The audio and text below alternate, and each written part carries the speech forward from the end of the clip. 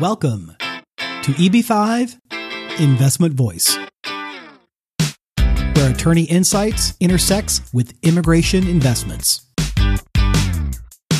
If you are a foreign investor, domestic fund manager, or enterprising entrepreneur and want to get the most out of the EB-5 program, you have come to the right place. I'm Mark Deal, and I'll be your co-host on this journey. I'm joined by your host, Mona Shah, and other attorneys at Mona Shah & Associates, as well as immigration leaders from around the world. So let's get into EB-5 Investment Voice. Welcome everyone to EB-5 Investment Voice and to what has been what I can only describe as a tumultuous week. What with the defeat of the Grassley-Leahy bill, the lapse of the regional centre programme, the judge's decision in the Behring case, filing cases at 500,000 and all of the related implications. Phew! But there are a lot of questions, Rebecca. Yes, Mona, there are plenty of questions out there. Let's see how much we can actually get through in the next 30 minutes of this podcast. Right. We do have Aaron Grau, who's going to be joining us in a few minutes to discuss what actually did happen on the Senate floor and where we were able to progress from there. We do want to stress from the outset, as our listeners may be panicking, that the whole EB-5 program has gone. The EB-5 program has not disappeared. The EB-5 program is part of law. What has lapsed is the regional center program. Exactly, Mona. So the direct EB-5 program is still in law. Any petitions within that program will still continue. You know, Rebecca, there are so many misconceptions about the direct program. We're going to have tons of podcasts, I'm sure, just explaining some of the issues. I've seen people assume that it has to be at 1.8 million and not understand what a pooled investment is or any of these issues. Yeah, and I've seen the same. And I think a lot of people in the last few days have asked and kind of shot down the direct program, not realizing this could actually help. Well, at least it can keep going until we can get the regional center program back up. Yes. Mona, we have Aaron Grau, who's just joined us from IIUSA. Welcome, Aaron. Hello. Hi, Aaron. Did you just come back from the Senate? Not exactly. My heart and mind have been there, but I am at home. But no, I'm here. So, Aaron, a lot of our listeners really want to understand what happened. Please, could you update us? And then, where are we going? Sure. I'm happy to. So, if you guys don't mind, I can give you sort of the full story here of how things went down. Please. As everybody knows, or perhaps are just becoming aware, Senator Grassley submitted to the Senate cloakroom a request to hotline S-831, the bill to reauthorize the regional center program. A hotline is really a simple process the Senate uses to collect information from senators about who might oppose the bill. Because, of course, if you are seeking unanimous consent, one person opposing the bill will stop the bill's progress. So the hotline process is something, it's sort of a way to identify objectors. It's really the best way to describe it is an email blast that goes out from the cloakroom at the Senate to all of the senators saying, hey, we're looking for unanimous consent on this. Anybody have any problems? So 2 days ago, not yesterday, but the day before, the Republicans sent out a hotline from their cloakroom to all the members of the Republican caucus. Later that day, much later that day, the Democrats did the same thing. Senator Durbin, who is chairman of the Judiciary Committee, signed off on allowing the hotline of this bill to take place. And so we began to let the hotline notice marinate, if you will. And senators across the spectrum were taking a look at what the bill was and what it did and determining whether or not they had any objections to it. On the Republican side, we ultimately were able to identify 3 members who placed holds on the bill. In other words, indicated that they had an objection. One member was Senator Tuberville from Alabama, who maintained his hold throughout this process, but ultimately did not object to the bill.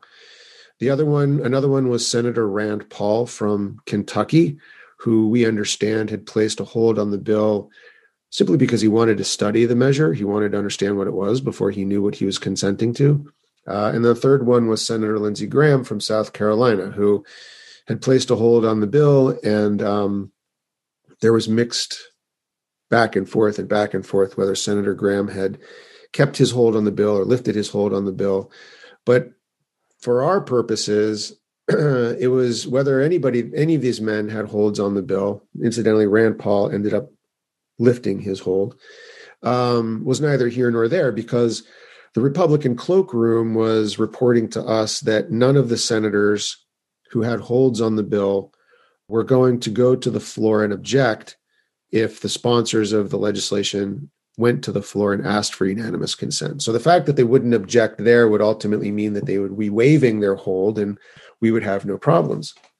On the Democratic side, it was a little bit more interesting, not as clear cut, because the Democratic cloakroom has a rule of not disclosing the names of people who put holds on the bill, which makes it a little difficult to understand how we might address their issues, them having objected in some way to the bill through the hotline process. However, we were able to identify a few of them simply because they actually called Senator Leahy's office to let them know. So one senator was Senator Ossoff from Georgia.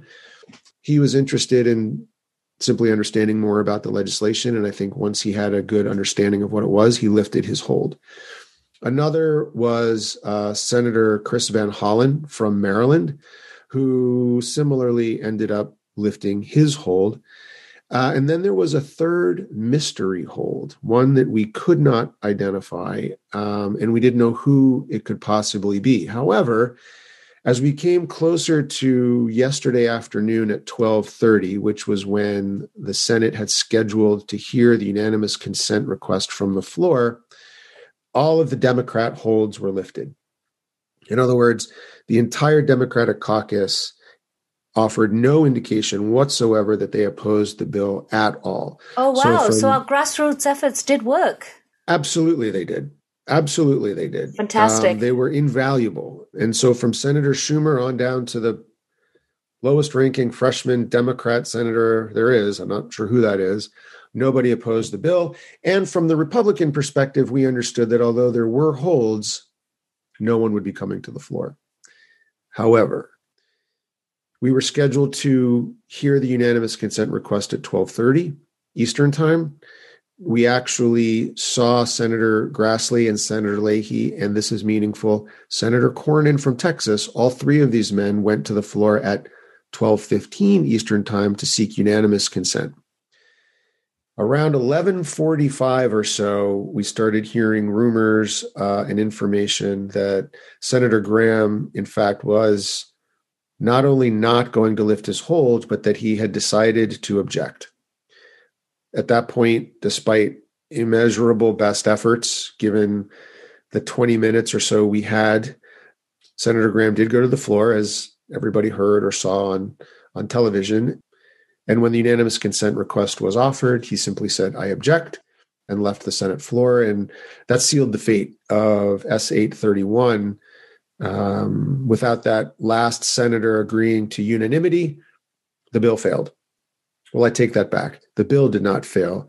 Passing it by unanimous consent failed. The bill is still very much alive.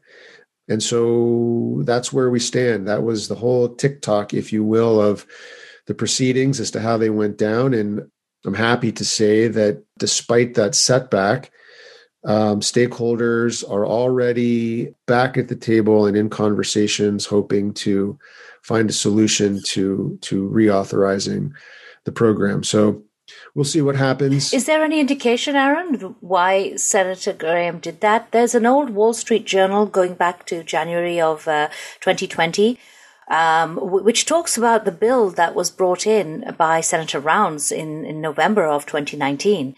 And Senator Graham was a sponsor of that bill. So why would he object at this stage? There's speculation about why he did this, but I think I might be stepping into hot water if I aired speculative stories on a podcast. The truth of the matter is that regardless of what rumors are out there with regards to who spoke to who about what to convince the senator to do this, I don't know the truth. It'll be up to others to ferret that out, and I'm sure they will over time. I think the one fact that we have in front of us that's indisputable is that it was Senator Graham who objected to the bill, and it will be Senator Graham who will need to explain himself at some point, and hopefully help address whatever concerns prompted him to put the hold on the bill to help us finally get this program up and running long term. Okay, so the question is, could we have another debate like this, or is that it? And if not, we are looking at the lapse of the regional center program. What's the solution? Well, we can have another debate like this, and we will have another debate like this. When I say debate like this, however, I think what we're really talking about is the substance of the issues, not the politics or the procedures of the issues. The Senate has adjourned, so there will be no other efforts to pass the bill on the Senate side. The House is not adjourned, and the House may still take up this issue, interestingly. They may even pass a bill.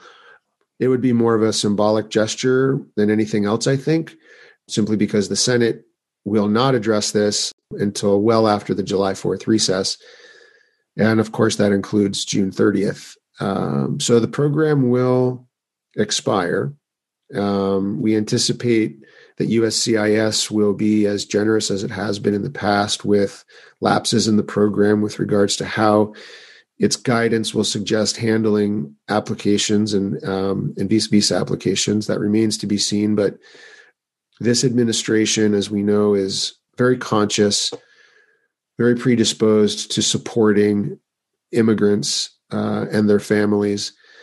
I anticipate there being stress. We're all feeling that right now, but I don't anticipate it lasting for long. I hope that that's not the case. Wow. Thank you, Aaron. And well, thank you very much. And we look forward to hearing from you again in the future when you have some more news that you can share with us and our listeners. My pleasure. Thanks, guys. Have a wonderful day and a good weekend. Happy 4th of July. Thank you. Same to you.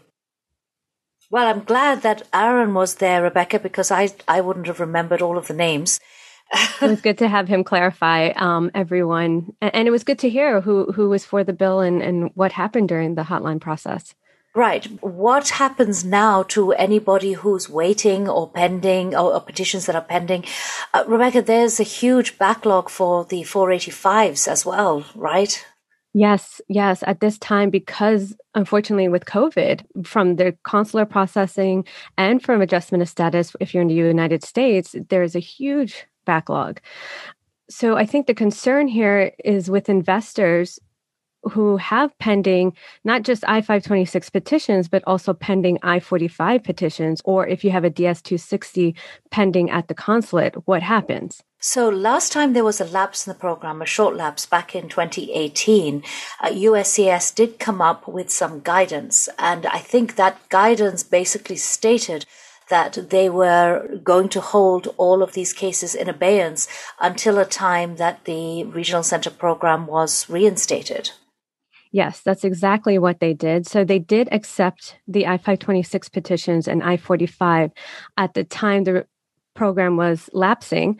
They did do that, but then they just held on to it. Yeah, and if you remember, 2019 was a terrible year for EB-5 adjudications. There was no COVID or any other excuse. Actually, if you remember, we received a number of approvals for direct projects and pool direct projects, but no regional centers. Yeah, that's exactly right. And that's why from the beginning, don't underestimate the direct pool project. The program is still there and will continue going while the regional center program is lapsed. But also for listeners out there, not just investors, but even regional centers who are out there, the I-924, if you're trying to have a new regional center designation, those applications will stop as well.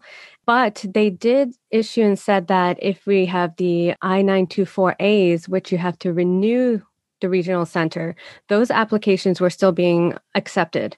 So I thought that was important for our listeners to hear. Right. And for those who have I-829 petitions, because you already have the conditional green card and you're already a resident of the United States, your I-829 petitions will continue to get adjudicated. Right. So it doesn't affect anybody other than those who haven't yet had their petition adjudicated, new petitions, and people waiting for the green cards. Exactly. Which is quite a lot of people. Yeah, yes. And unfortunately, with China and those other countries in a backlog, I don't know how much longer they'll have to wait now. Right, Rebecca. We still have a lot to get through. Now, the Behring case. The judge in the Behring case came down for the plaintiff, which meant that the regulations that were imposed or brought into law on November 21st, 2019 are now no longer actual law.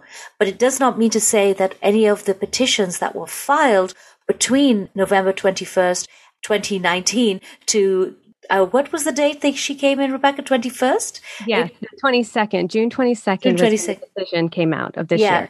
June 22nd of this year. Those are still good law. But what does it mean moving forward, Rebecca? Oh, gosh. Well, right now, anyone can file at the 500,000 level. Yeah. Until we get an appeal or stay. Then we would, it all depends on whether or not we go back or the dates are retroactive back to November 21st, 2019. Right. So people are asking, what does that mean? So just to explain, the government will be appealing, and the government have already stated that they are reaffirming the regulations which went in 2019. What we don't know is what will happen is whether this particular period will be an actual lapse or whether or not the new regulations will be retroactive back to the 2019 date, which would mean that anyone who's filed under the 500 level would be required to pay another 400,000 to make it 900,000. Yeah, so we're getting all these questions, Mona, from investors, potential investors. Is it really safe to file at the 500,000 level? Well, I think it is at this point because that is what the law is today. And you can certainly file because that is what the current situation, the current law is. But there is a possibility that you would have to come up with an additional amount of capital in the future. But there is nothing wrong with filing at this particular point. I agree. But I think for investors, I would caution to take a look at the projects you're investing in. Make sure there's some safeguard or protection for you in case the 500,000 is no longer there. What are the outcomes, or what can the project do to either will they be able to repay you if you can't afford the 900,000, or will they be giving you the opportunity to come back and add in the extra 400,000? So just investors should be careful of where they're investing in. Well, the project documents are very important, and there's been lots of discussions with ourselves, with other lawyers in this area as to what the project documents should look like. I think the general consensus is that the project documents should perhaps state 900,000 and that you're allowed 500,000 at this point. But, it's all open to interpretation, and we have yet to see what kind of guidance or what USCIS is going to come back with. The other issue, Mona, is because now with the regional center program lapsing, I should say, a lot of investors are trying to get in last minute. And we've had this situation back in November of 2019, where investors, again, were just trying to get their applications in, but be very careful because if you file what's called a skeletal filing, where you're producing very little documents just to get your application in, there could be complications in the end, or implications, I should say. And USCIS have come back and said they would deny the petition outright without even giving an RFE or a NOID, which was a request for evidence or notice of intention to deny, to respond back. That's right. The other question that people are asking is how long the window is open at the 500,000. So it could take a couple of weeks for the government to file an appeal, and we don't know whether or not there would be an immediate injunction. So you might have a window open. However, the regional center program window closes on Monday or Tuesday rather. Okay. But a direct program doesn't. So if somebody wants to try and file under the direct program, until such a time that the government do appeal or that we do know that the regulations are not being retroactive, I think it's worth a chance. Yeah, I think going the direct route would be the safest bet. I agree. And just like last time, it was the direct route, which all the petitions in the direct route were adjudicated so much faster than the regional center ones. Yeah, it's almost a fast track through. Yeah. So. Yes. Somebody was asking whether or not Mayorkas is going to be very upset about this, and can he ratify the regs in between, waiting for the adjudication? I think he can. I think so. He tried to do that at the time the judge was contemplating the decision, but that did not get through. Yeah. So, Mona, can you just sum up what you mean by the notice of appeal?